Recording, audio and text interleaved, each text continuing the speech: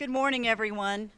I'd like to welcome you to the education panel this morning. It's part of our JBLM and AUSA Education Forum that we're conducting here today. Before we begin the panel, we have a guest speaker here who is Patty Barron. It was her idea to bring the AUSA Forum on the road, and JBLM was fortunate enough to be selected as the first location to do this. She is the Director of Family Readiness for the Association of the United States Army in Arlington, Virginia. She joined this position with AUSA in January of 2012, so she's got a little over 3 years under her belt in coordinating a variety of family readiness activities under the AUSA umbrella. She's also been the host for several of these forums back in Washington, D.C. She's an Army spouse of 32 years, and her husband is here with us for a while this morning as well. And she spent her adult life working on behalf of soldiers and their families. In addition to volunteering with a variety of organizations as she moved around, she worked at an organization known as 0 to 3, where her focus was on the healthy development of infants and toddlers. And then she also served as the Director of Youth Initiatives at the National Military Family Association. So I'd like to introduce Patty Barron.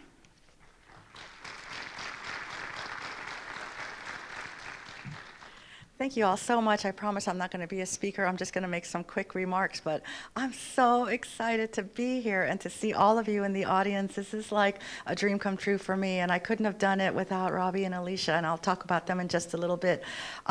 So again, I am Patty Barron, the Director of Family Readiness at AUSA National Headquarters. We used to be known as AUSA Family Programs, but we changed our name because we felt that we didn't really have programs to offer. And so we wanted to be more reflective of what we did, which is hopefully to help Army families and soldiers be more ready in any situation that they might find themselves in. I love, okay, I'm going to say JBLM, but my old school hat says Fort Lewis, because we were here 30 years ago. My husband back there, Colonel retired Mike Barron, was Captain Barron at the time, and we got here in, I want to say December, just before Christmas of 1984? I can't remember. And my daughter was born in January of 1985, and he had just gotten a company command out here at 247 Infantry back in the day. And I asked him to come help me because I had a little toddler running around and I just had a baby, and he told me he couldn't because he was a company commander now and his men needed him. But that's okay. We've been married for 35 years, totally outed him on that one, and we still love each other very much, so it's all good. So why are we here? Why JBLM and why the forums? Well, AUSA has been offering military family forums since 1999 at the national level at the AUSA annual meeting. And my predecessor, many of you might remember her name, Sylvia Kidd, did a fantastic job of standing up the directorate and providing these military family forums. They become a very big staple and a very popular event at AUSA National.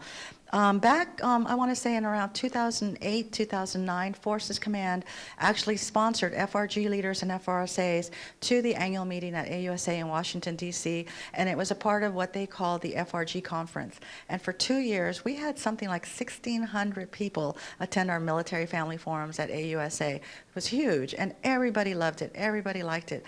But as with anything, money dwindled, and one of the things that happened as a result of that is that the FRSAs and FRG leaders were not able to attend the annual meeting in person. So what we did is we started to live stream the forums, and with the help of Lieutenant General Halverson, Lieutenant General Ferreter before then, we were able to host central viewing locations at several installations across the country. And I know we've hosted at central viewing locations here at JBLM. Can I see a raise of hands of who might have attended some of those? So good, so you all know what we're talking about. But I kept hearing over and over again, you know, it's great to be able to watch it on the screen. It's great to be able to send in questions through Facebook. But nothing beats face-to-face. And when are you going to bring the forums to the installations?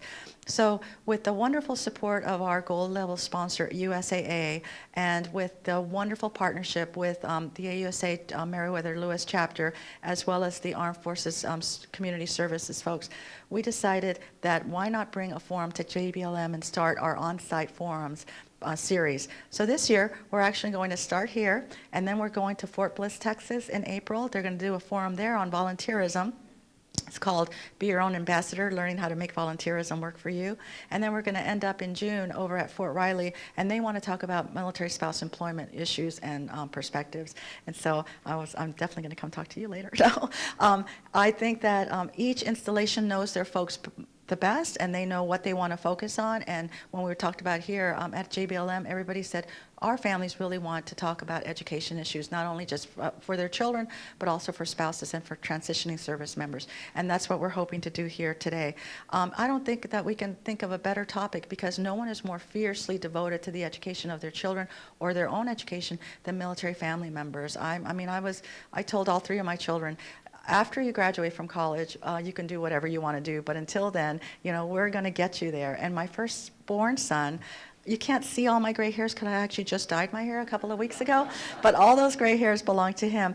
And he is a proud graduate of Evergreen State College here in Olympia, Washington, because Evergreen provided him the education that he needed. He was a very untraditional student and is still a very untraditional young man.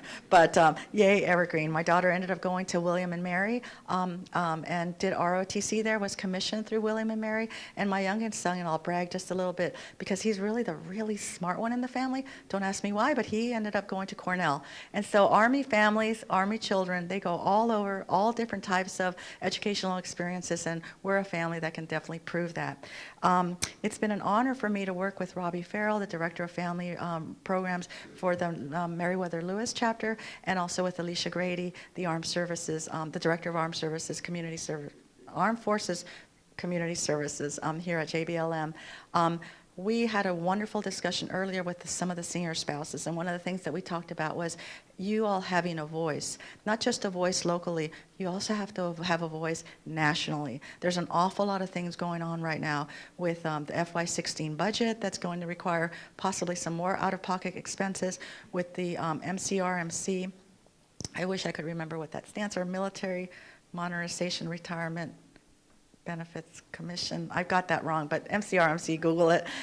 There's an awful lot of issues that they're putting forth as far as how your benefits compensation package could look, how healthcare might look for you. And if you don't join organizations such as AUSA or others, it doesn't have to be us, or if you don't contact your congressmen and senators and make your voices heard, things will not change. And more than anything else, we have to get rid of sequestration. We absolutely have to get rid of sequestration, because our military cannot afford all of the cuts that are coming down the pike. And so it's my honor to be here with all of you, and I hope that you have a great forum. Thank you.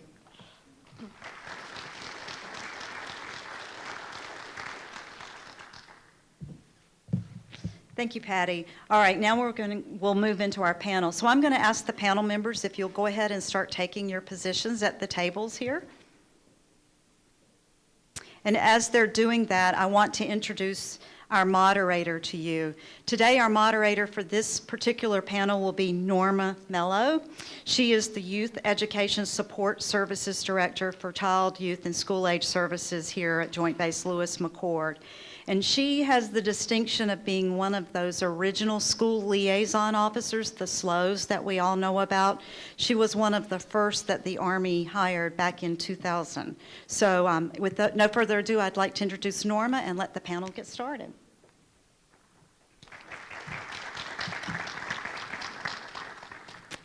I think that was a nice way to say I've just been here too long. Well, good morning. Thank you, Patty. Thank you, Mrs. Farrell. This is an awesome opportunity.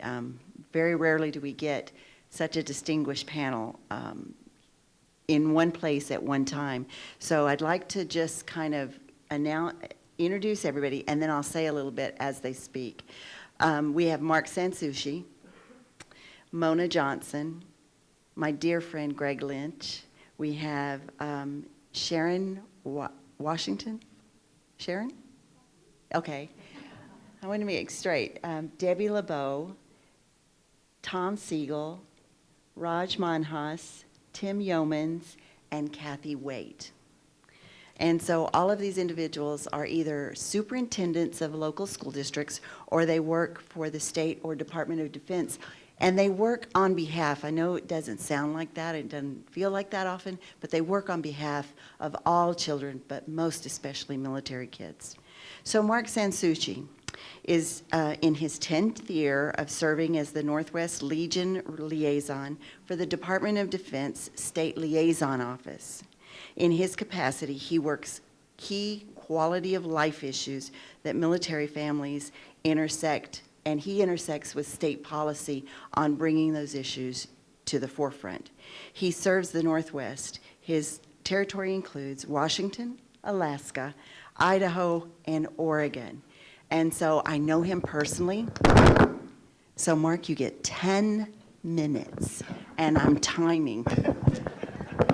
She forgot to mention Montana and Wyoming that I just picked up. So thank you, Mona. It's a pleasure to be here. I got to tell you, I'm originally from the East Coast, but I cannot speak as fast as Patty Barron, even though I probably could back in the day. I've been given a few minutes just to talk about legislation that we've passed here that relate to military, family, and veterans issues. Our issues come from Department of Defense working with groups like AUSA and MOA and the services. So our bills, we work with legislators on issues to pass legislation here in Olympia down the street. I'm a liaison. We don't use that other L word, lobbyist. I give them the information, I'll testify and give them as much support as possible, and hopefully in the end legislation passes and policy improvements for military families and veterans happens. So just in Salem yesterday on stuff. So what I want to talk about just is a couple that relate to this forum, educational-wise. And first, of course, is the Interstate Compact that was passed in 2009, and we have a plethora of experts here who can talk about the Interstate Compact. I can say Norma was integral in helping us work on that. It took us 2 years to do it. It helps hopefully level the playing field for all of our military kids who move from state to state in military families, and certainly more the others can talk about that more. I want to talk about the military spouse license portability bill we passed a couple of years ago. For military spouses who move here with professional licenses, Washington and 38 states now accept those licenses, so you can get to work sooner rather than later. That's the intent. Washington was one of the only, at the time, the sixth state that actually includes teachers. And I've been getting some feedback that maybe that's not necessarily working as smoothly as intended, but I can say that on the medical arena, there are 79 medical occupations covered in that legislation that was passed, and lots of crosswalk activities happening. And Washington's on the cutting edge of working that, so any spouse who shows up here with medical licenses can transition and get to work fast. Another one that just passed for our academic credit for our new veterans. Everyone's transitioning out eventually. We had Washington pass a couple of bills in the last couple of years. First, academic credit. Our higher ed institutions have been told that they must provide academic credit for military training, experience, and education received by our military folks while on active duty. I mean, we've all paid our federal taxes for all that world-class training, so why not? So our higher ed institutions in Washington are actively working with a mandate for next year. Many of them are already doing it, but working hard on that mandate to provide that stuff. Also, adjunct to that is occupational credit. Transitioning people are getting credit for their military education and training experience towards the occupation side also. So I want to mention another one, special needs families. We all have them, especially in our military. Washington State last year was the first state in the nation to pass the Medicaid waiver help bill. So if your special needs family needs things that TRICARE Echo does not cover, and needs to go to the local Medicaid office and does that, and they've established residency in Washington, and then they move away to go to Fort Riley, Kansas, but then come back either as separating or retired, you stay on that list. You don't have to bring your Down syndrome kid back in to prove all over again that kid is developmentally disabled. Washington was the first state to do that last year. 5 states are now doing it. I'm working hard on bills in Montana and Oregon as we speak, trying to capitalize on that. I want to mention just a couple I'm working right now based on the timing. How much time? Oh, okay. I can pause. We have a couple of things going on in Olympia that are so far being successful, and that is the military student identifier. We are asking that all school districts ask the question about how many military-connected kids you have in K through 12, both, and we want to disaggregate it by active duty and Guard Reserve. Impact Aid does a good job in that program. We know Debbie LeBeau in Clover Park provide information for Impact Aid, but actually there is no system nationwide. So we have a bill here in Washington. We had 2 bills here in Washington. Washington likes to have a Senate and a House companion. Both of them have passed. The Senate bill has passed the Senate. The House bill has passed the House. They cross over, and there's a hearing. I'll be at a hearing on Thursday morning supporting that to continue that one. And 13 states are doing that, including Alaska, where we got it passed last year. So, and I just was in Salem yesterday at the same bill in Oregon. So that's one active one. And then we're looking to be first in the nation again on a bill called child advocacy, which is a new issue for us. 70% of our military families live off the installation. There have been issues nationally where, in an unfortunate circumstance with a military family where there's child abuse or neglect, allegations may be substantiated, not always does the chain of command or the family advocacy groups and all the great support you can have on JBLM, not always do they know about those things happening. The current system is as a willy-nilly system of MOUs with installations and our DSHS down the street.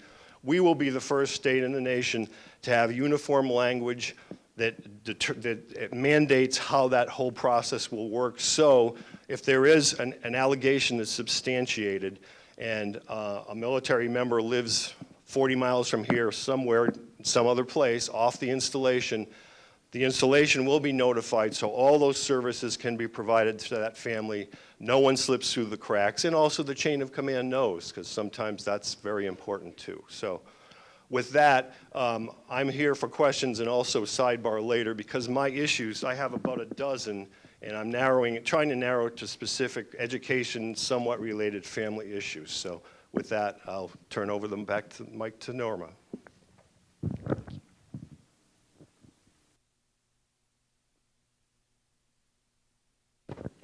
Who says I don't have technical skills?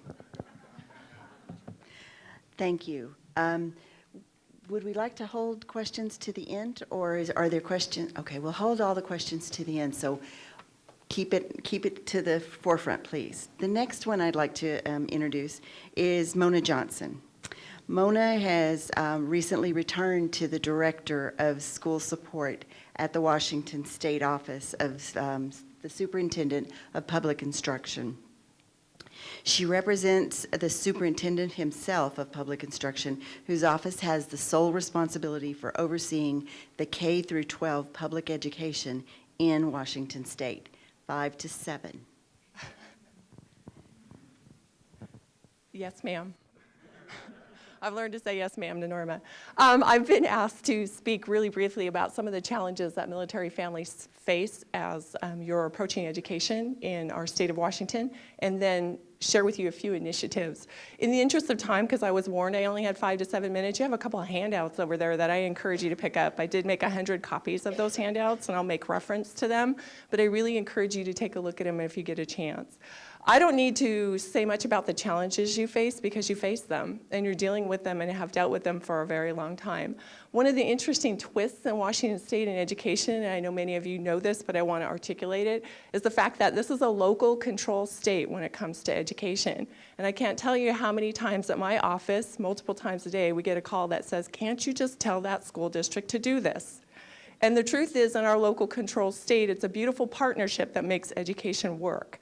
Our partnerships with our educational service districts and school districts, all in alignment of serving kids. So I just want to articulate that's probably one of the biggest challenges, aside from all of the moves that you have, the grades and records that needs to transfer, the standards that are changing in terms of what our expectations in our classrooms for our kids in terms of learning, and then also our assessment process. So lots of stuff is going on in terms of the transformation of education, not only in Washington State, but nationwide. So a few initiatives I want to draw your attention to. Mark mentioned the Interstate Compact for Military Kids. I think that's a fantastic endeavor that has really come a long way in a pretty short period of time. On our website and the handout over there is a link to our information related to education issues for the Interstate Compact. So our point of contact for that particular work at our office at the state level is Ms. Dixie Grunenfelder. And so you don't need to know her name, just check onto the website or Google our website. Go in the search box, look at Interstate Compact, and that'll pull up information for you to learn more about that. If you're not familiar with the Interstate Compact, I encourage you to take a look at it and read the language and understand it. The second thing I want to share with you are a couple series of handouts that are also really good. I did not bring copies of these for you, but these are fantastic resources that were put together from our Office of Superintendent of Public Instruction. The first side has to do with grade level standards and expectations for kids. So this goes from K till 12. And there's an individual handout that tells you what are the progress standards or educational standards or recommendations for your child in terms of looking at them to determine are they progressing well through our academic environment in the state of Washington. On the back is some information on our assessment process, which is changing in our state. And again, resource for you that I have not enough time to share with you, but I encourage you to take a look at that. If you have a third grader, there's a third grade one, there's an 8th grade one, there's a 10th grade one. Take a look at these resources. The other thing is a handout that has all of the information related to our K-12 learning standards. How many of you have heard of Common Core standards? How many of you know what Common Core standards are? Okay, good. It's okay, we don't expect you to memorize them. The thing about Common Core standards, the handout I just mentioned gives you a good overview of what are standards expectations at grade level. On the other handout I put over there, there's a link to all of the places on our Washington State website that give you information on specific standards, the math standards, the English language arts, or English language literacy standards, our art standards, our health and fitness standards. Again, we don't have enough time to go through that. It's not so much that you memorize them. Some of you are very savvy and want to understand this process, so I encourage you to take a look at that. I put together for you all of that on a double-sided handout. It took me 3 hours to create that worksheet for you, which tells me I'm the first to admit our website's not the easiest to navigate. So hopefully that will be a tool for you to help you learn a little bit more about how to approach this at a state level. What are my recommendations? I can't talk about challenges without saying recommendations, okay? Ask questions. You have a panel of experts here and then some who are some of the most savvy people who understand what's happening in education in our state. Always ask whatever questions that you have at the local and the regional level. Your questions are important to us. Sometimes we assume you might understand what we're talking about. We also don't always do a good enough job talking things through in a language that isn't our education ease. You know, you have your military ease language, we have our education ease language. So ask your questions. Do your homework, look at things on the web, research, and then the last thing I would say is make sure that you tap into your resources. Not just our school civilian resources, but you have a great school liaison office right on the post. See, she didn't even pay me to give her a plug. But don't forget that these people are advocates for you in a way that in the civilian world, we don't have those kinds of advocates. So if you don't know where to start there. And also make sure that you reach out to your local school district, talk to your superintendents, your teachers. The more communication, the better. Communication is really, really key because a lot of things are changing right now in our education world.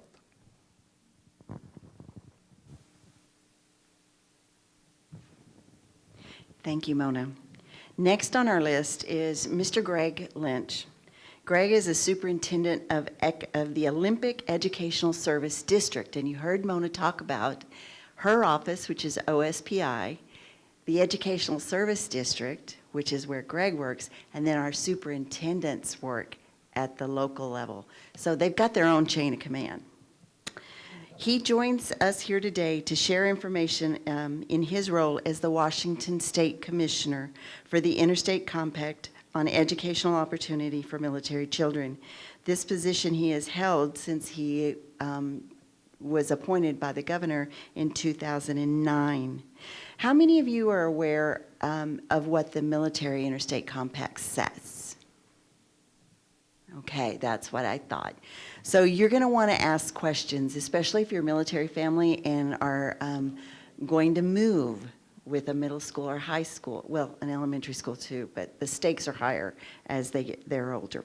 So Mr. Lynch, based on your experience as commissioner, can you share with our families what the Military Interstate Compact means to military families in Washington State? Yeah, I'd like to first commend Joint Base Lewis McChord, Mrs. Barron, and certainly Normal for your efforts in pulling this forum together. So it's really a fantastic opportunity, but I think for you to know where I'm coming from, you first have to understand my background. I'm here because I was a company commander in the 2nd Ranger Battalion years ago and also an executive officer for the 7th Regiment, part of the 7th Infantry Division. So I've done 2 tours at Fort Lewis, almost 30 years, and commanded from company all the way up through brigade, and had my own child as a product of the public school system. This was our 19th move here to Silverdale, Washington, which is where we live right now. So I've got a little bit different perspective. I've been a school district superintendent for the better part of 10 years, and now I'm the educational service district superintendent. So having been where you've been, and having been at the district level and now at the educational service district level, I recognize some of the challenges that you're going through and how important the compact is. Back in 2007, 2008, several people, as a matter of fact, that are on this panel, had the opportunity to work on a task force that eventually led to a recommendation to the legislature around the adoption of the compact. And at that point in time, Washington State was only, I think, the 10th or 11th state in the United States to join the compact. Now I'm proud to tell you that as of last year, all 50 states have joined the compact. And it's important for Washington State because there's around 35,000 or so military-connected students, and a large part of that population rests right in our area here. Between Clover Park School District, which is represented by Debbie, and you'll hear from Tom a little bit later on at Bethel, and then at the Bremerton area, which is where I'm from, heavy Navy presence with the Naval Base Kitsap, the shipyard, the Keyport Naval Research Facility, and the Bangor Sub Base. So a lot of the military students that we support are right here in the West Sound area. And then, of course, you've got Fairchild over on the east side, and then Oak Harbor up in Whidbey Island. So as far as the states go, we have got a pretty significant military population. California and Texas, Virginia, some of the other larger states, but we hold a lot of weight in terms of crafting some of the importance beyond that around the military compact. It's an effort, for those of you that aren't familiar with the compact, really to recognize that if you're in the military and you have a child, there's a lot of challenges, as you know, between transfer from station to station. Sometimes it's overseas to domestic, sometimes it's domestic to overseas inside the DODEA education activity. And what we're trying to do is ease transition. And I like what Norma said and Mona said earlier around education in Washington State really is local control. So it's not a panacea, it's not a silver bullet to fix some of the challenges that I know I've talked with some of you about with your own children, but it's a form by which you can bring your concerns through OSPI, through Mona. Eventually it'll get to me as the commissioner to address those issues. I will tell you, having been part of the education system now for almost a dozen years in Washington State, some of the people that are represented up here that are district superintendents do a fantastic job at making sure that not just military students, but every child gets the free and appropriate education. So I guarantee you, if your concern gets to the right level, and I think you're looking at the right level in this room, it will be addressed. So I believe in the compact, it's important. I just want to let you know who I am And I think the goodness of a panel like this is the questions that'll follow. So I'm going to turn the microphone over to you to give you some time to ask probably some of those questions that you have. One story, because you've got to keep things in perspective. One of the great delights I had as a district superintendent was getting around visiting classrooms. And after you do it for a number of years, 5, 6, 7 years, kids get a chance to know who you are. So about 3 or 4 years ago, I got into a second grade classroom after I'd been in the district for some time. And traditionally, the teacher, when I enter the room, will say, does anybody know who this person is? And the little second grade girl at that point raised her hand and said, I know who you are. And I said, well, who am I? She said, you're the stupid intendant. So at that point in time, I have arrived with a position of great responsibility. I'm just happy to be here, so thank you.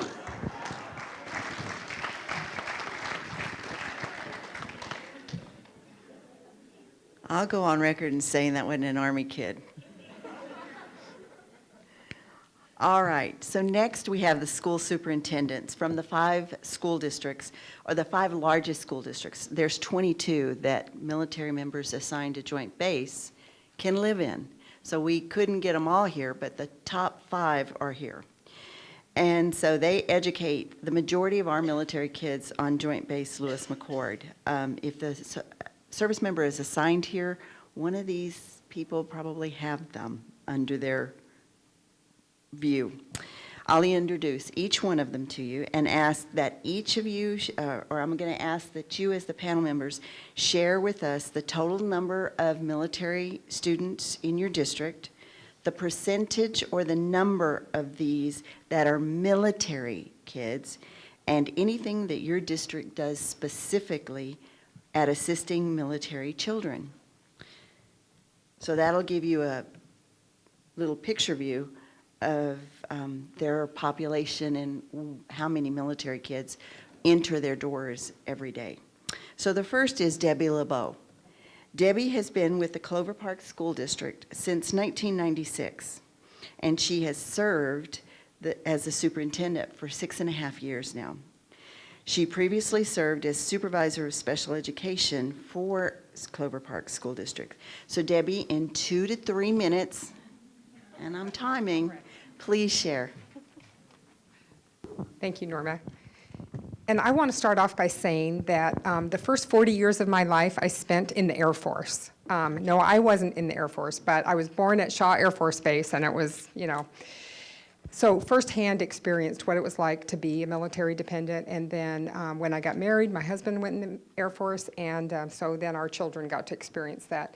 It wasn't until my husband retired from Fairchild that we got to come for the first time someplace I wanted to go, and we wanted to come here. So I was really pleased to get a job in Clover Park School District, had a number of different positions.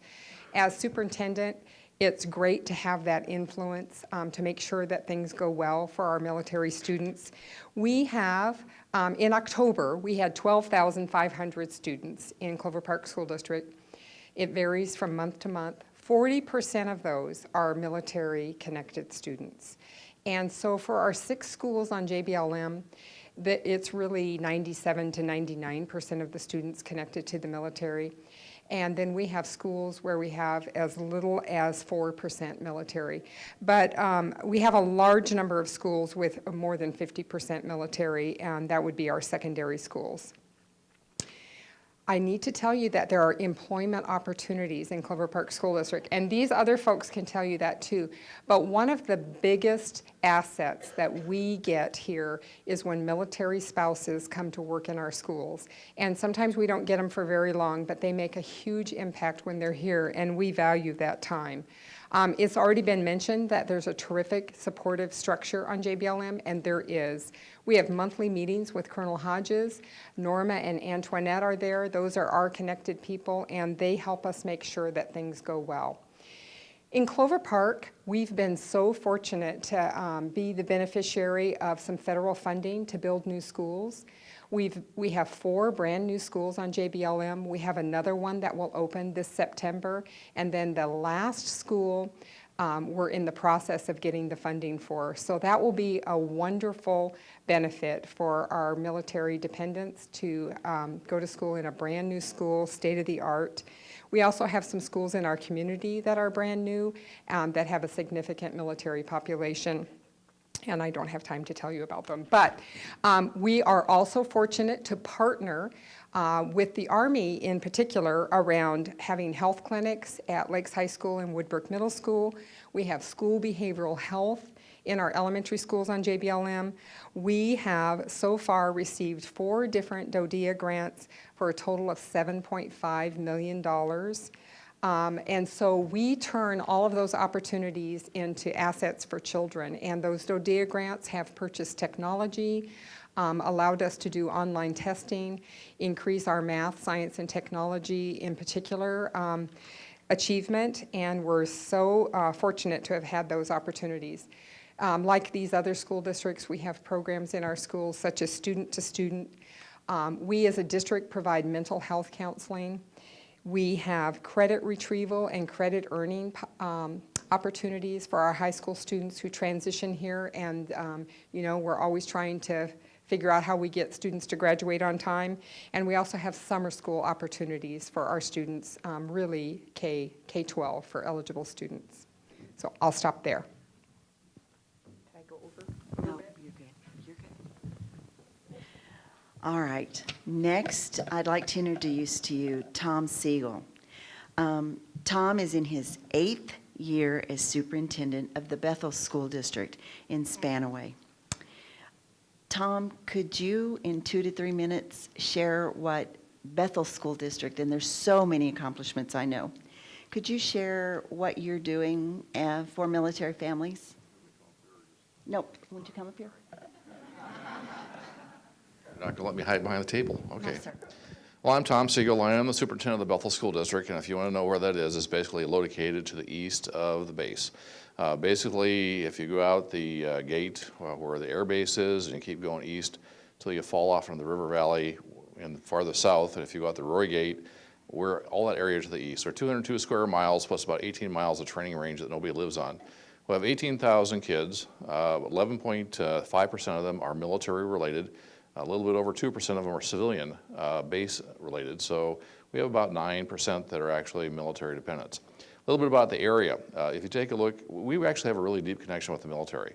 I would guess about 30 to 40% of the people who live in the Bethel School District are either active duty, retired military, or former military. So we have a huge reservoir of goodwill toward the military in these 2 bases in particular. I am, in fact, a retired Navy officer. I enlisted in the United States Navy Reserve on the 30th anniversary of bombing of Pearl Harbor. During the 25 years I was in, I accumulated 3 kids that we dragged across the country and over to Spain in 13 different moves. So I do understand where you are. And probably the main thing I wanted to convey is that we want your students to be as well treated as any other student in our school district.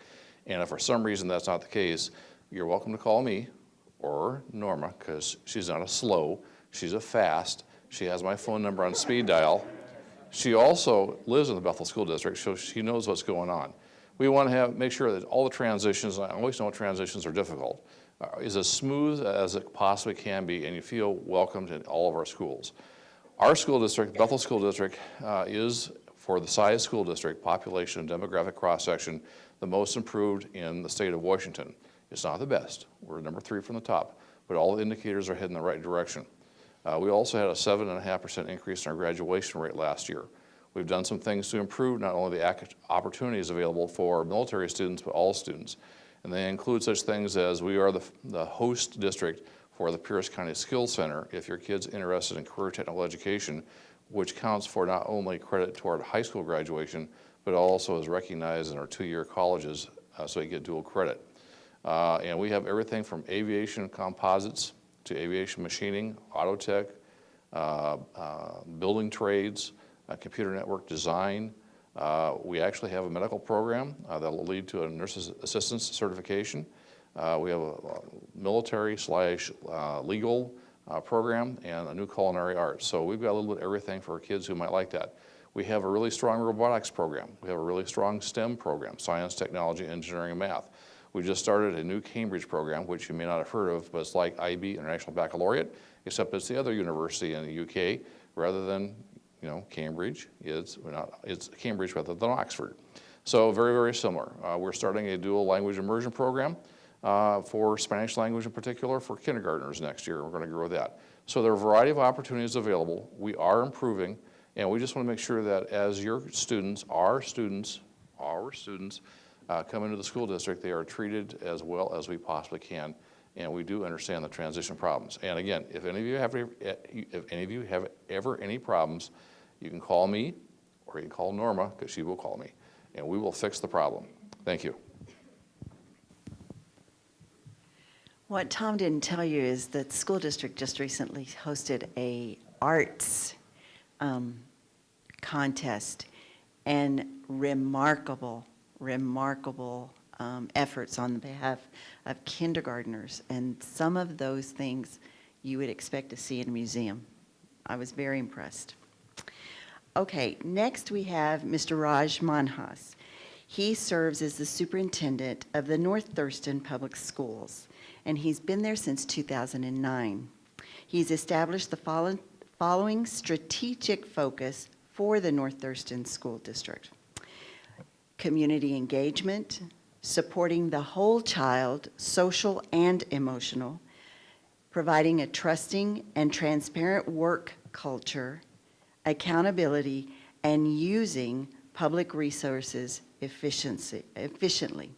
So, Mr. Manhas, in again 2 to 3 minutes, if you could share how you are using or what your school district is doing to provide for the education of military children. Thank you. Good morning. So nice to be here, and thanks for inviting us. And I'll quickly cover, first of all, the demographics and the size of our system. It's, I'm sure most of you know, it's in Lacey and North Thurston County, about 14,500 some students and growing. And we are the largest system in that Olympia area,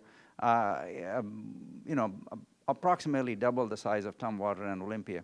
So, and it's very diverse. It's 42% or so students of color, and 42% of students coming from free and reduced lunch kind of demographic. So it's a lot of time people think about that area. It's not very wealthy area there. So I just wanted to sort of share that. And as far as the military students are concerned, we have approximately 18% total. So 9% or so who are directly, active military families, and 9% connected with military. So 18%, that's about 2,500 students.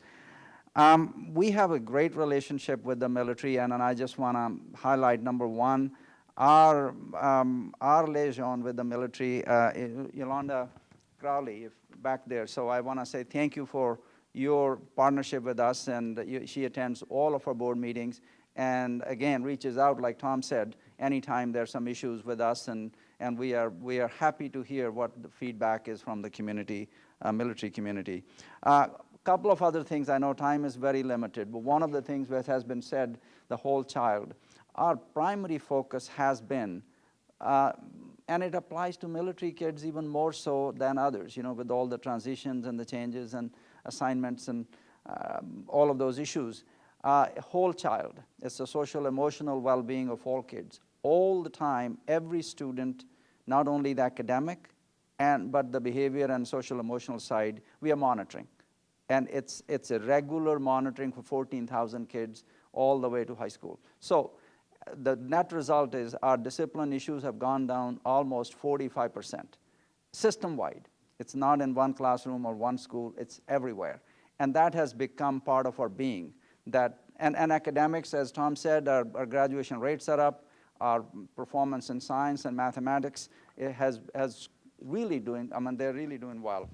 The thing I also want to say that we got a grant from the Department of Defense, DODEA, I guess I don't know the whole name, but they gave us about $850,000 4 years ago, and they watched our work and they saw such good work going on, they renewed it for another 3 years. So we are thankful for that work, and it has provided us 6 paraeducators in the high density, high number military families where we have math nights, evenings for families, bringing them in, and when we have assigned our own staff. So we are really working hard to do everything we can to help military kids. But Tom said, and I'm available, and our military family liaison is available anytime anybody has any questions about us. But it's a great place to be, and we are very happy to serve these kids like all other kids. But also want to say, this is my normal comment to people when I'm talking to businesses, Rotaries, chambers. They're all connected and supportive of military families. My message is always, well, not only what we do for other kids, but we need to reach out a little more to these kids. Their families are doing so much for our nation and us, so I want to say thank you for your service. So appreciate your time here.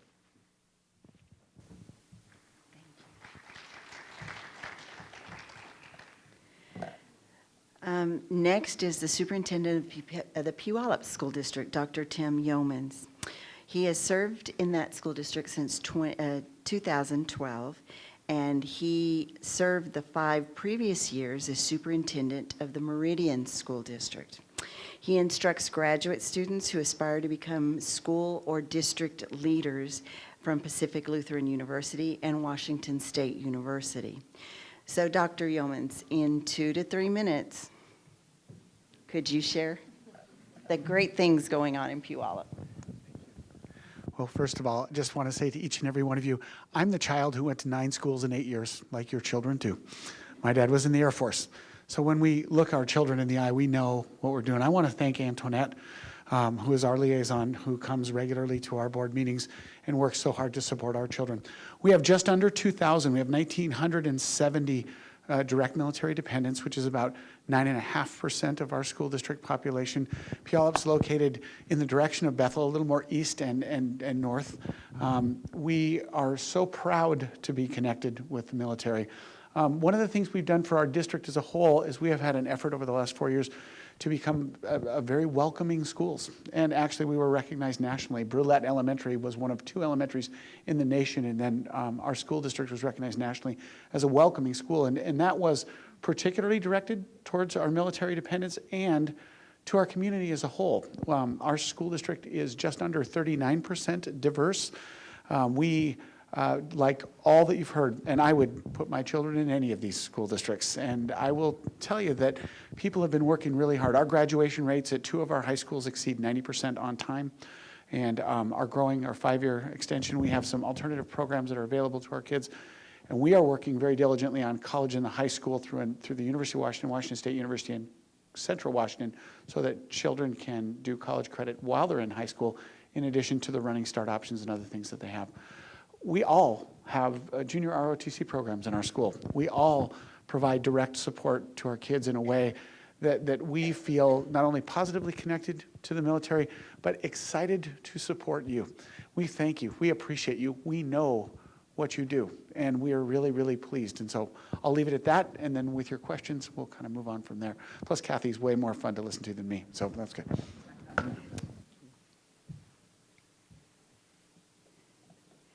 And then next on the lineup, we have Miss Kathy Waite. Kathy is the superintendent of the Steilacoom Historical School District, and she became the superintendent in 2013. After serving previous 20 years as a teacher, principal, and executive director of student achievement and human resources. So, Miss Waite, if you could share 2 to 3 minutes. I love her. Hi, I'm from Steilacoom Historical School District. Steilacoom is located not too far away. We're actually very small but mighty, 3,000 students. 42% of our students are military connected. You would never know it, would you? 42% in a really small school district. We love it. It's kind of a love fest with the school liaison office, but I also have to thank Antoinette. We work with them very closely and absolutely adore them and use them all the time. So our 3,000 student school district, we have a unique Makeup of our school, we have 2 primary schools, 1 intermediate school. We're a single high school and single middle school district. And then we have 1 tiny little baby school on Anderson Island. Currently, we have 35 children at the Anderson Island School, so a unique structure. 4 of our 5 school board members are retired military. Just a little side note, a little fun fact, with the small but mighty, our senior class last year earned almost $3 million. So 3 military appointments. It was pretty good for a small group. We're proud of that. We also, like Debbie said, we have military health clinics at our high school and our middle school so that parents don't have to lose time from work and students don't have to lose time from class. They're seen for their medical appointments at our sites, which is great. We also have full-time military, they're called MFLACs. I always have to go in my head, what does that acronym mean? Military Family Life Counselors, is that right? Okay, woo! So MFLACs, to provide support to our schools. We're huge on volunteering. Our community is really supportive and involved. When you come to Steilacoom, you see our volunteers all the time, and most of them are coming from JBLM. So just something that we're proud of. The other thing that we're super proud of is our student-to-student program. Nationally recognized, we're invited every year to go back to DC and brag about our S2S program to the nation. Very warm and welcoming to kids who come in, both military and civilian. So some of the pride that we share in Steilacoom. Thanks for having us today.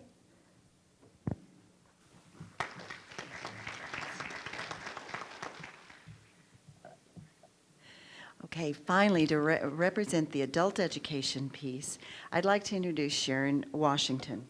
Sharon serves as the college coordinator for the David L. Stone Education Center on Joint Base Lewis McChord. In this position, she focuses on providing service members, family members, veterans, and civilians with a quality education and transitioning services. So, Ms. Sharon, I'm going to give you 5 minutes. I want to thank Norma, first of all, for saving the best for last. So, right? And thanks to Ravi for allowing me the opportunity to be here to talk to you folks about education, post-secondary education. I get really excited when I have the opportunity to come out and speak to people about education, and especially at JBLM, because I know that Colonel Hodges and Mr. Brown here have a deep commitment to providing excellent, stellar customer service, support to our military, the family members and veterans here in the community. But also I get really excited when I get a chance to talk about the Stone Education Center. And I'm going to throw out my disclaimer right now, because when I get excited, I talk faster and my voice goes higher. Yes, this is my real speaking voice. It goes higher, and then that Texas twang kicks in. So then I start to make up new words. So by the time you leave here, you may have a new vocabulary circling in your head. But the Stone Education Center, we're pretty much threefold. We service not only the service member, but also family members and veterans. Now, when you hear Education Center, most people think automatically about the service member going in and getting information on going to school and their degree plan and how to take tests and that sort of thing. Well, those services are also available for family members and college-bound children. So if you have a junior or senior, high school junior or senior in your home and they're considering going to school, whether it's a traditional type college or if it's a vocational technical type school, they are eligible to come in and visit with our counselors, our advisors, and transition advisors, and get a myriad of information and referral to different colleges, degree plans, how to take tests, the tests that are available, and all sorts of those things. We're basically a information and referral agency or organization for family members. But we're hard-charging, and we do everything that we have to do to ensure that you get the best information possible so that you can make the most informed decision that's going to affect you for the rest of your lives. We also work very closely with the Hawk Transition Center for spouses and job programs that they have out there. So we have a good synergy working with the Education Center and Transition Center. I just want to let you folks know that Stone Ed has 5 resident colleges and universities in the building, and we have over 122 different courses, classes that run throughout the year. All of these are full-fledged college programs from associates on up to master's degrees and certifications. We have Brandman University, University of Maryland University College, better known as UMUC. We also have St. Martin's University, SMU. We have Central Texas College, CTC, and we have Pierce College. And Pierce College is also our national testing center. So if you are wanting to take a compass test or some of the proctored exams, if you're already in a school, they're the ones that manage that. Over on McCord, we have 2 resident schools, which is Southern Illinois University and Embry-Riddle Aeronautical University. And they run classes throughout the day, just as we do, and also in the evening and on Saturdays. So all of these opportunities are available for you. We would just like for you to take advantage of them more. And a lot of you may not have known these services are available to you, but they are. So I remember everybody's face in here, so I'll expect to see you coming into Stone Ed here pretty soon, all right? Thank you.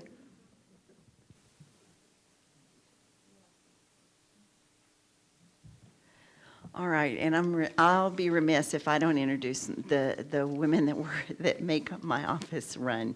Miss Antoinette Walker and Yolanda Crowley, would you please stand up? So we've all been talked about by the superintendents, and no, we didn't pay them to do that. But we do work closely with them. Yolanda Crowley works with the Thurston County Schools. So that's the North Thurston Public School, the Olympia Public School, Yelm, and Tumwater. And Antoinette works with Stillicum, University Place, and Puyallup, and I get everybody else. So when the superintendents say that they know us personally, they do, and most of them have our phones on speed dial as well. So if there is an issue that is burning and one of us don't know, then we need to know, because it's a strenuous situation to try and figure out the right person to go to for the right thing. And yes, you would think that because they're a principal in a building or a superintendent in a district, they could make change. Not so much. It takes time. So we've come to the part where we're going to ask questions. And so as I understand, the mics are live, so there's one on both sides. If you have a question, I would appreciate if you would just go to the mic and stand in line or whatever, ask the question, and then we'll direct it, unless it's specific for one individual. So the superintendents are on this side, the state and the national people are on this side. And so are there burning questions or someone that may not want to get up and go, because you can write it down or call, but we'd like to get this part started. I have 2 children in the Clover Park School District. My question is regarding special education, specifically IEPs that transfer over. We've had a very difficult time working through having our IEPs implemented in the state of Washington. We have been told that if our child had tested in Washington State, he would not be eligible for services. We also have been having a lot of difficulty, and I guess my most direct question is, what type of training does the administration and teachers, classroom teachers, receive in implementing IEPs? I feel like that's where a lot of the deficiencies are, and I was just wondering how that can be addressed, so that I'm over 18 months into my assignment here and leaving this summer, and we still haven't achieved our goals. Well, I can tell you, because I started out as a school psychologist and know a lot about special education in Washington State. It is an unfortunate fact that eligibility for special education services in one state does not automatically transfer to another state. and we get the opportunity to explain that to parents a lot, and it doesn't seem right, but there are state variabilities. I don't think it's acceptable that you've been here for 18 months and haven't gotten issues resolved, so I'd like to know more about that. The training that we do have annual training for our teachers and our administrators. Here's a challenge, and I think the larger districts do share this. We have an incredible amount of turnover, especially this last year. There were opportunities across the state as our legislators gave us additional funding to lower class size and add additional resources for improving K-4 literacy, and we feel like we've hired every teacher out there and we still need more. So people had, for the first time, a chance to, when a job opened up closer to their home, they moved, they took that job. And so lots and lots of new to our district teachers in the area of special education, and I think other districts experience that too. It's no excuse. I'm just telling you, it is something that contributes to the problem, and I would like to talk to you more about the implementation.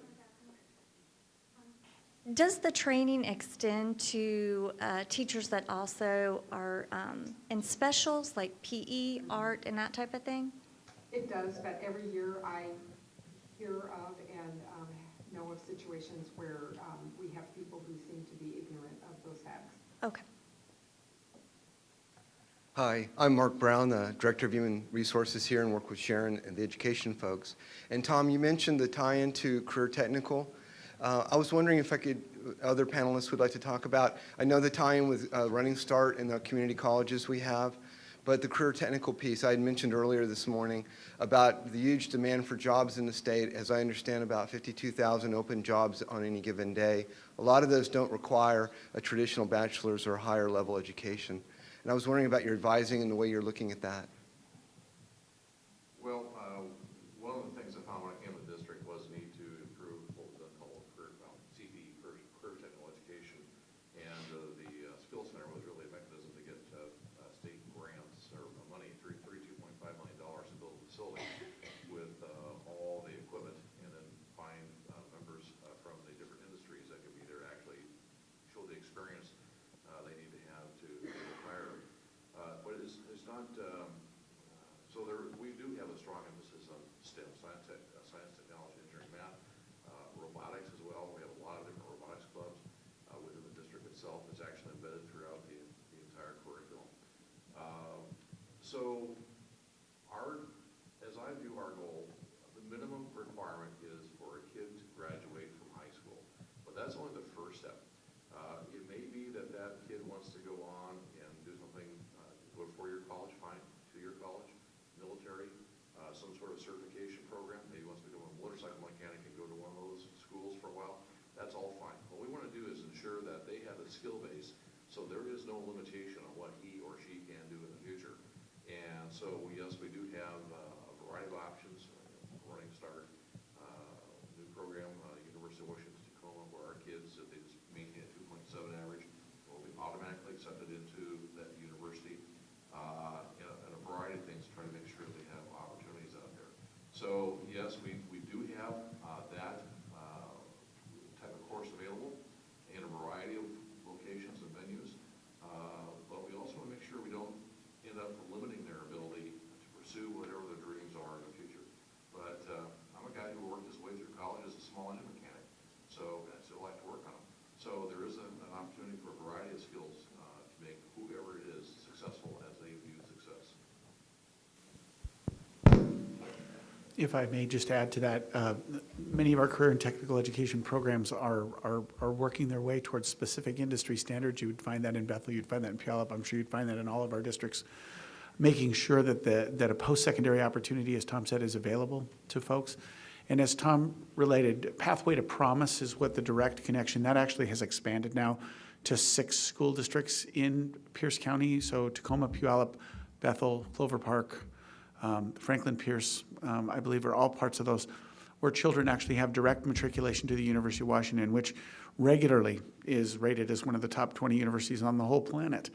And to have access to that is really a big deal, and kudos to the folks at UWT for making sure that that access is available. And I think that speaks very directly to their connection with JBLM and how they see the need for access being actually provided, if you will. I might add quickly that North Thurston Public Schools, we have a pretty strong program in CDE.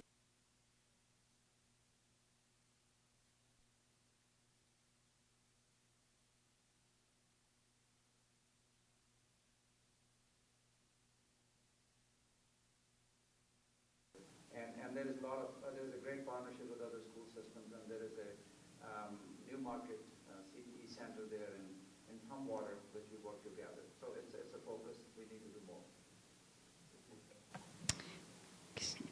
We're just going to alternate sides. Yes, Hi, ma'am. I'm Tina Swearingen. I'm with the Military Parent Technical Assistance Center, and we actually have just launched this week. Our new website is branchta.org, so please go and check us out. What we do is we offer support to the Parent Technical Assistance Centers throughout the nation regarding military kids with special needs. And on a personal note, I want to say thank you to all of our school districts. I'm actually a transplant from Arizona. I have two adult children with special needs. Both of them went through JRTC, and it was an immense help. One of them ended up in the Marine Corps because of it, giving him that leadership quality and confidence to get there. So I want to thank you for providing JRTC to all students. Greg, I wanted to ask you, what would be kind of the top one or two things that you would think parent centers around the nation need to know about the Interstate Compact? Good question. Just for everybody's edification, when we started this work in 2007, 2008, I mentioned there were just very few number of states that belonged to the compact. One of the things that we prided ourselves in is that a lot of things that the compact promotes had been done already in the school districts in this particular area. So I'd like to think that we were a lighthouse for the rest of the United States, because helping military families isn't something that was new to us. So just congratulate the educators in the area for doing all they can for military families. To answer your specific question, there's two things that come up recurringly. One is the credit that students receive in another state as far as standardized tests. And so what you need to know as a military parent, if you are coming from Virginia or if you're coming from Hawaii, and you have a question around whether or not the standardized test that your student had taken in that particular area would count in Washington State, there's help inside the school district. And one of the things that Mona does in OSPI is we've got an agreement that's called the Table of Reciprocity. So we can go on to a state of Virginia, we can see what type of standardized tests that they have, and then we can cross-reference that as to whether or not that equates to the standardized test in Washington. And I've probably been involved in a couple dozen cases over the years, and for the most part, we've been able to solve that problem. So you need to know that. For those of you, and it's a fairly standard problem, that are in the DODEA education system, so if you're in Germany and you're part of what's called the DOD school, there's some anomalies in that system that doesn't cross easily into the public education system, no matter what state that you're in. So if you're coming from a DOD school or going from a military installation like Fort Lewis McChord to a DOD school, it's good to ask the question around what that looks like when you transfer into or out of that system. Because DODS is not part of the compact. They're an ex officio member, and we get a lot of questions around standardized testing as an example, and why doesn't it count like it did in Virginia when I moved to Washington. But if you're in a DOD school, they are not part of the compact. But the people in the ODA system are fabulous in terms of being responsive to parents' needs, so we've got a really good relationship there. So those are the two things that come up on a recurring basis. Great, thank you. You're welcome.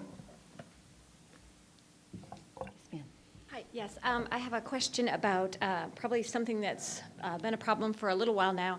Actually, I'm a former teacher from the Puyallup School District, probably good 10, 15 years ago, and I now have kids in the Clover Park School District. My question is about the substitute teaching area of concern. One is about, is there a way that we can streamline substitute teaching certification? I know that we're missing out on a lot of military spouses who are qualified teachers and maybe here for a short time, and the process to get the certification to substitute teach is it's pretty time consuming, paperwork heavy, and for people that are here for 2 years, it's a little bit more labor intensive. As I said, I know a lot of military spouses who are former teachers, very qualified to not only be a substitute, but to be a classroom teacher. And we're not tapping, my feeling is we're not tapping into those people. And I see that problem daily because I know just in the schools that my children are in, when they have had teachers not show up and then there's not subs to fill those positions and kids have been farmed out to other classrooms or sent down to the gym to just hang out for the day and do other things. So I'd almost rather have a parent who's maybe certified in another state, just not certified in this state, come in and watch those children and teach those children for the day. So I guess my question is about certification for streamlining substitutes. Is there reciprocity? Program. Or are we looking at reciprocity in this state? We can do that. We totally agree with you. And we have streamlined quite recently for Stillicum. Puyallup also takes emergency certs. So there's a process we can go through OSPI. Some parts obviously are non-negotiable, like fingerprints and a transcript. Absolutely. But anyone with a bachelor's degree that meets our screening criteria, and you would go to the front of the line with a teaching certificate in another state, I would assume across the board. We've been working at trying to make it more manageable and quicker because we agree we need great people with our kids in the classrooms when teachers can't be there. We also have streamlined the process in Stillicum for our classified substitutes. And we're desperate for receptionists and clerks and custodians and paras and all of those positions as well. So we've tried to make that easier because we agree. And I don't think we could emphasize strongly enough, there are lots and lots of employment opportunities in our school district. We want your people to come and apply. Please come see us. And it is much more, and if you would have experienced that 2 years ago, exactly what you described was very much the norm. It's very much in flux and changing literally by the week. Okay. Thank you very much. Great question, by the way. Yes, ma'am. Hi, I actually have two questions, I think. One of them is around a DoD program called the Military Spouse Employment Partnership. I don't know if any of you can speak to the fact that they have a new program now where volunteer work can be translated into college credits through a program that they have. Have any of you seen that or heard that? So what we'll do is we'll get you the information, and maybe if there's going to be some kind of a email afterwards, some spouses might want to know about that. It's a great opportunity. The other one, maybe to the school district superintendents, do any of you, or even on this side, do any of you promote or know of the tutor.com program that's used by a lot of Army or military students in, I think, from second grade on up, if I'm not mistaken, to help them with homework help 24/7. It's a really great program. Just anyone that can comment on that. Our records show that Joint Base Lewis McChord, from kindergarten to college, it's out there.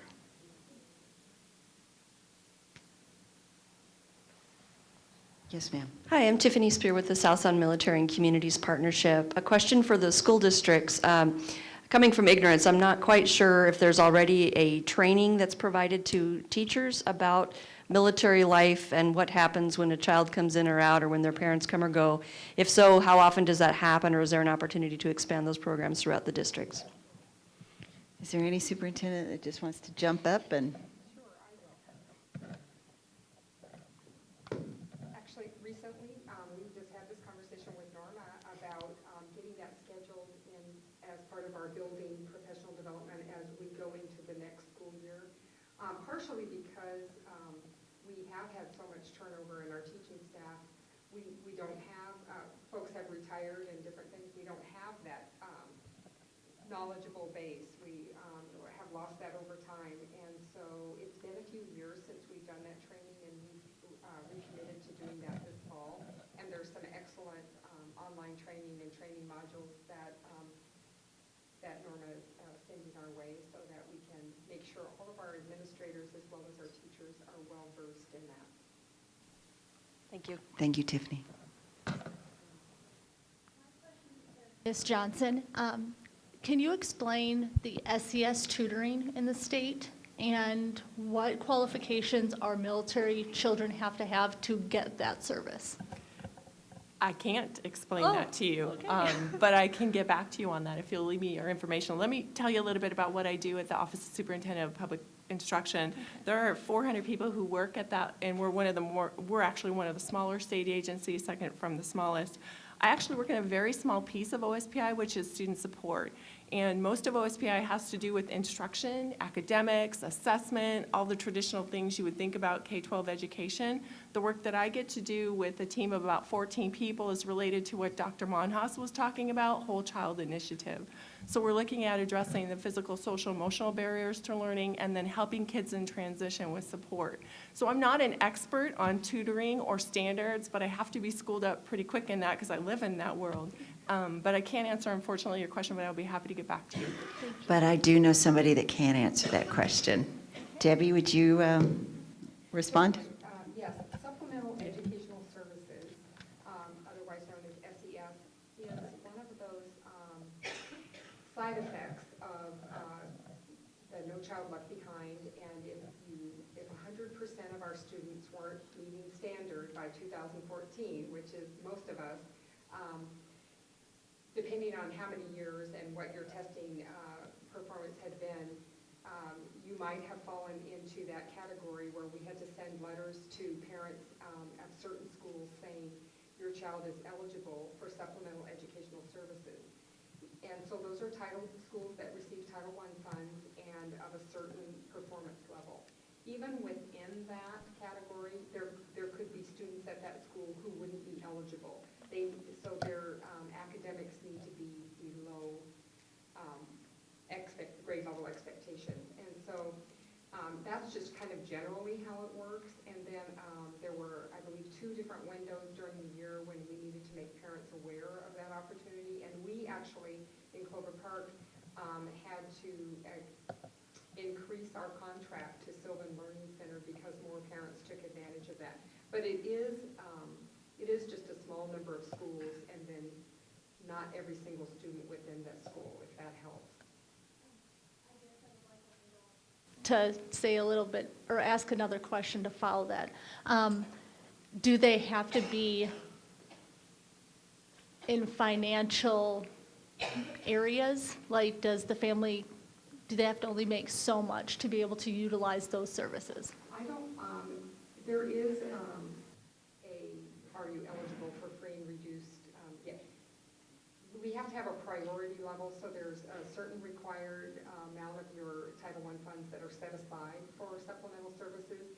And so first you prioritize high poverty, lower achieving students, and then if there's enough funding, then some more students can get served, but that is part of the selection process. So is that selection process made at the district level or at another, are those guidelines that you've received? Those are federal guidelines. Right, so that means that it'd be our office again, and I need to do my homework on that great question, because that's a good thing. I've only been back in my current position again, I was gone for 5 years, back 7 months. That's a fabulous question. That criteria, I'm sure, is all lined up, and I'm going to hunt down very quickly for you our point of contact so you can ask them those good questions. Great question. Yes, ma'am. Hi, I'm Jennifer Kirkpatrick, a former employee, occasional volunteer for Military Child Education Coalition, and military spouse for 15 years now. Have kids who are just entering school, so this is all very real.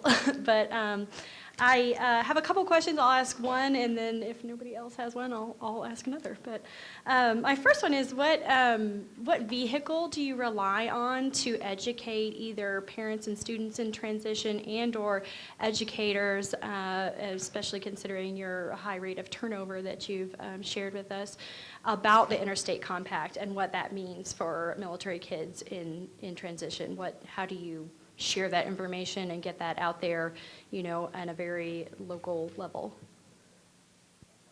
I can talk to the big piece, and I think Norman's got extensive knowledge in terms of what JBLM is doing, and then some of the school district superintendents may want to echo, but part of the compact is the public relations marketing part of the compact. So at the state level, we've been interfacing with OSPI as an example. On their website, if you go to the website, Military Compact, you can find a lot of information around the details of the compact. And each one of the school districts in their own way publicize the compact. And I think you'll find that the more military-connected students are in a school district, probably the more information that there is available. One of the challenges that we've got military kids in school districts all over the state, predominantly in areas like this, but there are military students that are in smaller school districts that may not be part of a larger population. In our experiences, it's harder at that point to educate the parents because it truly is just one or two students. But there is information out there like that, and I think I normally either defer to you or Debbie or Tom to some of the other school districts that have a large population of students to explain what that looks like. Do either one of you want to take a stab at it? I view the compact, compact really as a promise that we are going to do everything we can to make sure your students are like any other student in our school district.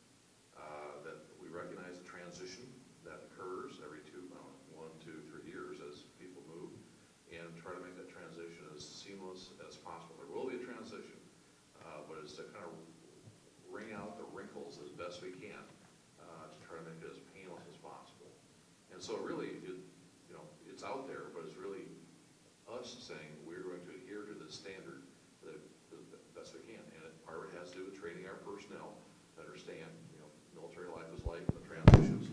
Try to make those transitions, rather than 37 different forms you got to fill out and get it down to, 4 or 5 or 6 if you can.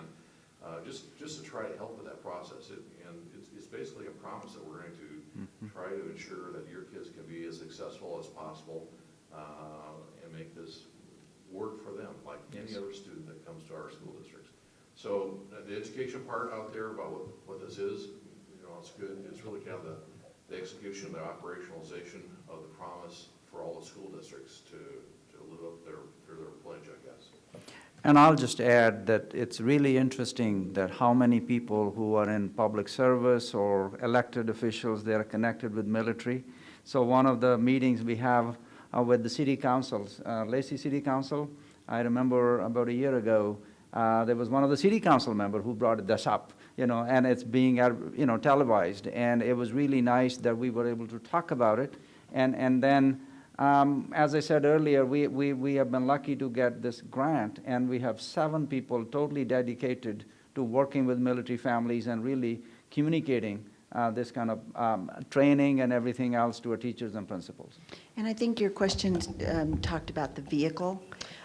So on base for our military families, we are invited to family support groups, readiness, we different activities to where we go and we share. I will tell you, very, very few individuals even quote it unless there's a problem.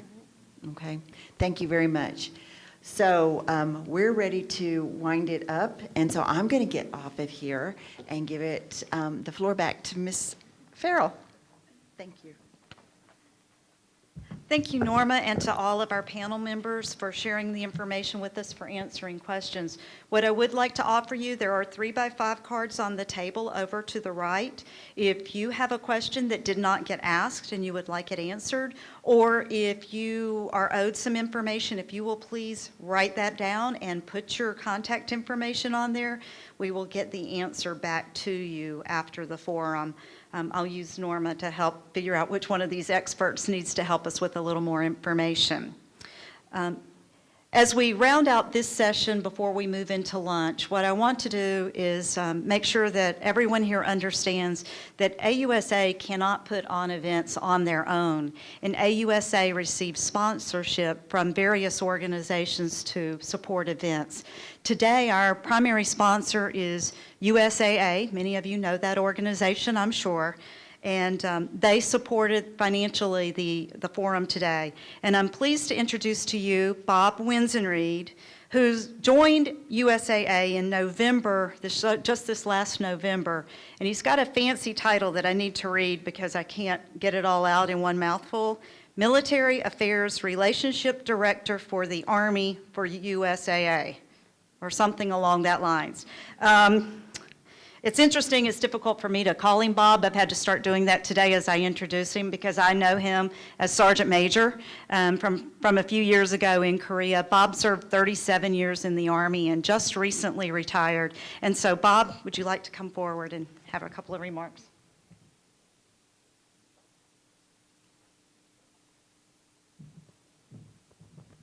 Thanks, Robbie. Hey, first off, 37 years in the Army. I never opened a checkbook, never managed finances. My spouse has managed. In fact, if you ask me where my checkbook is, I'd have to ask my wife because I have no idea.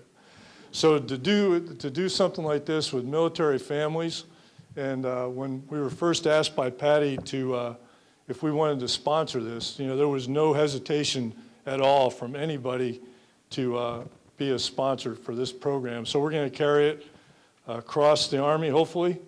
We're going to hit 2 more bases, Fort Bliss and Fort Riley. So for me as a military retiree, it's a great opportunity for us to give back to our military members. And for those that don't know it, that's USA's goal, is to be the provider of choice for military families, members and families. And we got some great folks that are going to come in this afternoon, get a chance to talk about how to start getting ready for when your kids get to college and how to get your financial readiness in line. I was thinking about this the other day when I was, nobody ever talked to me in the Army about financial readiness until I was a first sergeant. Think about that. Almost about 15 years in the Army, nobody had ever talked to me. The only thing my savings plan was my first sergeant when I was a brand new private, chewing my tail out and telling me, you got to get savings bonds. So $625 of every payday, you're going to put that in payroll deduction. And I didn't realize it, but that first sergeant was getting credit for 100% savings bond program, right? That was my financial counseling and financial readiness until I became an E8. And so we got to get better at that. And the way I think we can do that is through you all, through military family members going home and talking to their significant others and saying, hey, what are we doing? What can we do to start saving, to start getting ready for whether it's education, retirement, whatever that is, and get that discussion started. And so hopefully by our sponsorship of this afternoon, you get a chance to really hit J.J. Montanaro. He's our rock star. I don't know if you get Army Times or he's always in there talking about financial readiness. It's one of our goals in our company is to enhance the financial readiness of the military. So this is a great opportunity, Robbie, and I really appreciate, I used to have to call her Mrs. General Farrell, but it's really a great opportunity, and I know I'm the only one between you and lunch, and I hear stomachs growling, so I'm going to get off here, and thank you for the opportunity.